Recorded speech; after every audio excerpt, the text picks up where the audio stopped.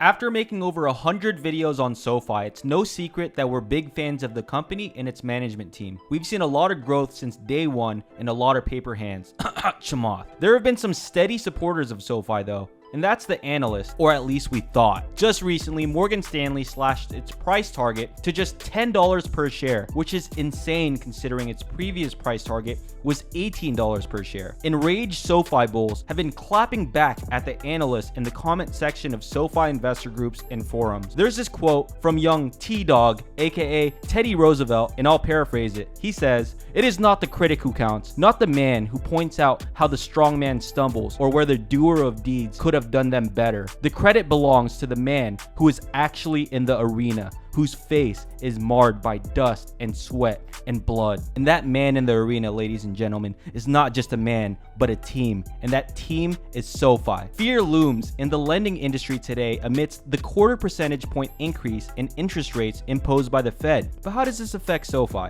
In this video, we'll go over exactly how Morgan Stanley's downgrade and the interest rate hike affects SoFi, so stay tuned until the end. By the way, if you're one of those die-hard SoFi investors, feel free to join our SoFi Investors Facebook group. The link will be in the description box below. We actually just hit over 500 members and the group has been growing really fast, so shouts out to all the new people that have joined. Also, check out our social media pages at Wealth Gambit for market updates and everything SoFi. Now, we're not financial advisors and this isn't financial advice, but here's our take on it. It seems not that long ago when Morgan Stanley had headlines like, "Buy SoFi stock because $25 is around the corner. Why is Morgan Stanley bullish on SoFi technology stock?" But Morgan Stanley has since switched up. When you're doing good, everyone seems to be on your side, praising your every achievement. But when you're down, there's no one to be found. Morgan Stanley's Betsy Graseck used to say, "SoFi is unique." But all of a sudden, Betsy woke up and chose vengeance. She must work part-time at a steakhouse because she's starting beef with one of the top disruptors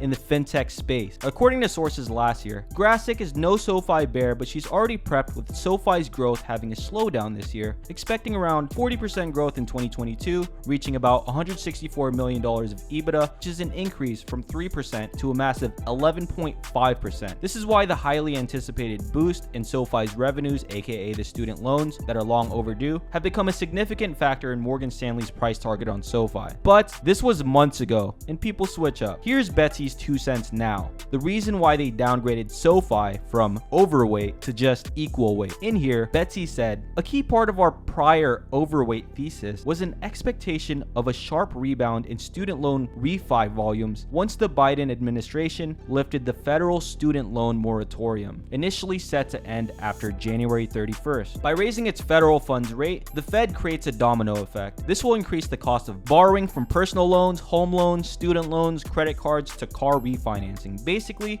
increasing the cost of lending products in all forms. For one, SoFi's personal loan products still have the lowest fixed rates among its competitors. It comes with no origination fees, no prepayment fees, and no shady hidden fees. All right, sounds very good. It was even awarded as NerdWallet's 2022 winner for Best Personal Loan for Good and Excellent Credit and Best Online Personal Loan overall. SoFi was named as the best student loan refinance company by US News and World Report, and 98% of its surveyed members would recommend SoFi to a friend. That's a high percentage of recommendations if you ask us. At least there are a few real ones out there who still have SoFi's back. Now, with interest rates rising, this would normally not be that good for SoFi, since before it got its bank charter approval, SoFi itself would have to borrow from other parties. Now that it has its bank charter, it can set its own rates, and for that matter, now increase rates and still be best in class. In terms of analysts switching up, in our opinion, it's just Wall Street's tendency to make themselves not look bad. We honestly believe that many analysts have much higher conviction in SoFi than they let on, but on the other hand, they also don't want to look bad with a price target so much higher than the current price. So in an effort to mitigate looking too bullish relative to market sentiment, they lower their target. At least that's our opinion on that matter.